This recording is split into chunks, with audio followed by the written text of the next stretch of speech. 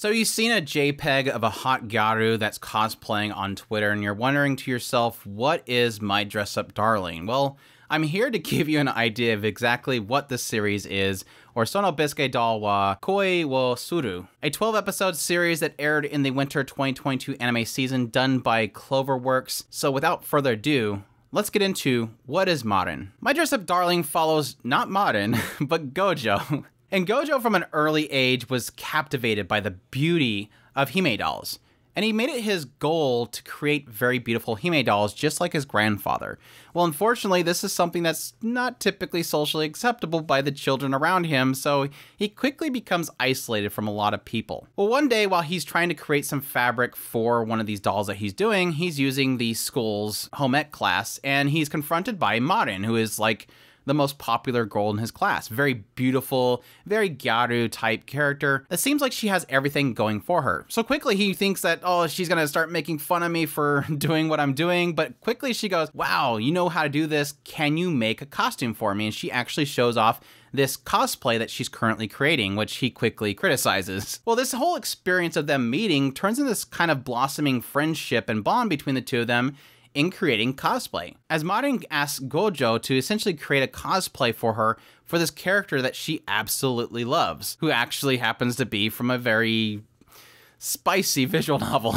And what sort of blossoms from this whole partnership between the two of them is these experiences that the two of them have never had before. Gojo is learning about things outside of the Hime dolls, learning about other people, bonding with Marin, learning about cosplay and enjoying creating things for the cosplay itself, while Marin's learning about all these things in cosplay as well and growing closer to Gojo. There's a lot of insights into the world of cosplay, what's involved, the different things they have to do for different venues, photography and all that kind of stuff. That's slowly the outside story while you sort of see this bonding between both Gojo and Marin. Which gets me into my thoughts on My Dress Up Darling, or My Dress Up Marin. This is a series that absolutely took the anime fandom by storm, and obviously a big part of that is around Marin. She's a very beautiful, physically beautiful character, as well as being a character that is extremely likable.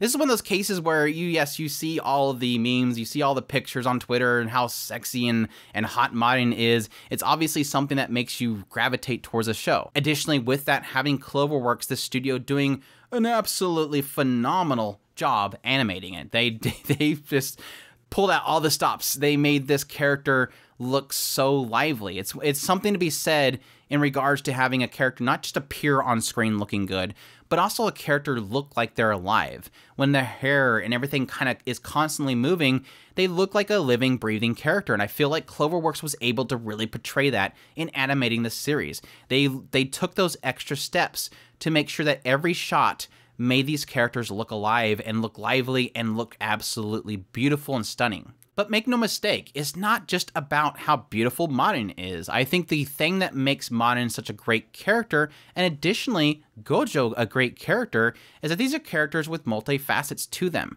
Marin isn't just a beautiful character that has everything going for her. She's a character that has these sort of insecurities that she's facing, additionally with the fact that she has a great personality about her.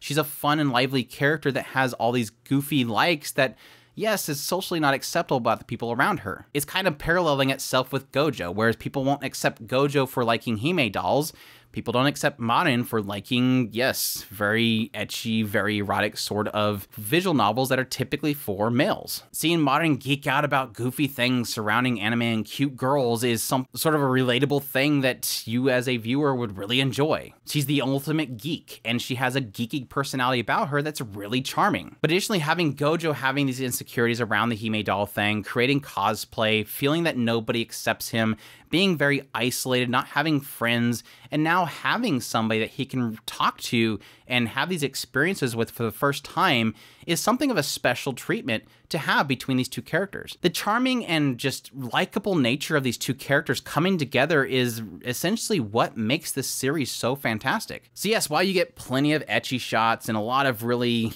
interesting perspective shots of Marin and her beautiful cosplay and yes, underwear and all that kind of stuff that they often have with a series, underneath it, a core that kind of helps make it something more than just that is having these really fantastic characters that have so many things going for them and so many experiences that they're going through that you want to see them progress and you want to see where they ultimately go. And yes, when you do start to see there's sort of an inkling of a relationship between the two of them, you want to support it. You want it so badly for these two to go and move forward with their lives. And that progression is really kind of around the difficulties that the characters themselves face.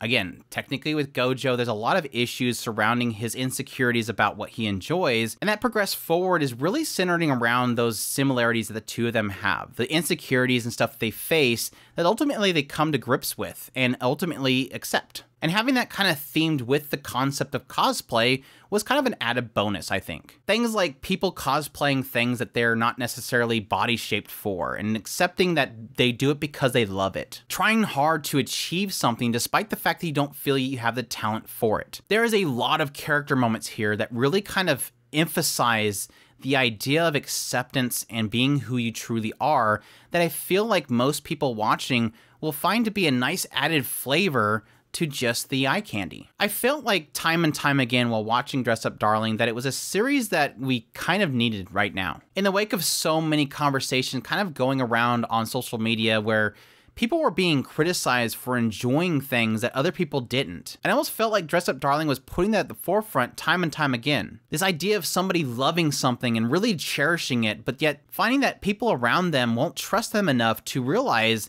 there's something special there that they like, that they almost want others to like as well. Cosplay is almost the ultimate embodiment of that. When you have something that you love and you cherish and you want to be a part of and you want to portray to other people and you cosplay it so that you can show it off to people, to show them the beauty of something that you love, despite the fact that you might not always fit it perfectly. But it's that passion of loving that thing and showing it to other people that I think, again, My Dress Up Darling does so well at portraying. And while it doesn't get super over heavy with a lot of these ideas, it does it just enough that it doesn't feel like it's overblown.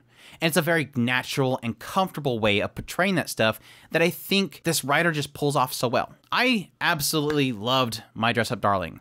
I loved the ecchi. I loved Marin. I think she was super hot. I loved Gojo. I felt those times where I got a little frustrated with Gojo, but overall I understand him as a character, and I loved seeing his growth over the entire series. And yes, seeing all these really great moments between Gojo and Marin were just icing on the cake. There was so many great scenes of the two of them, just Marin being very forward with him, trying to get him to acknowledge her at the same time, him just kind of breaking at the same time. And some of those later points, some of those later scenes, just so good. They were just so good. And just, yeah, add on to that Cloverworks' amazing animation and the work they put into it. It was a really phenomenal series. I really do hope that we get a second season of the series. It does feel like they almost have enough just for at least chapter number wise. I know that not every chapter equals same amount of time in an episode, but I would love to see more. I really do hope this gets more. It does feel like this put Cloverworks on the map as a studio. I think everybody was not really acknowledging Cloverworks as a studio until now, and I really do think that's a benefit to the series with the sales increase of the manga itself. Again, I hope it does happen. It really does deserve it. This is a great series. I highly recommend it, if not for anything, just for Marin, but if you're looking for more than that, just know this show is not the sum of just the ecchi and the beautiful art. It's there, but there's so much more here. There's Gojo, his growth, his insecurities. There's Marin, her growth, her insecurities, her realizing her feelings. Those kind of things were all kind of in there as well. And yes, like I said, just this core concept, this core topic about loving what you love and not accepting that other people can't accept you for it, but rather loving it because you love it. But that's my thoughts on My Dress Up Darling, a fantastic series. I hope you guys enjoyed this video. If you did, leave a like down below, comment, let me know what's all this series if you're gonna be checking it out. Subscribe if you haven't already. Share this video if you can. Support us on Patreon. I'll throw a tips link in the description below. We also have a merch link there. We definitely appreciate everybody that supports us, and y'all take care.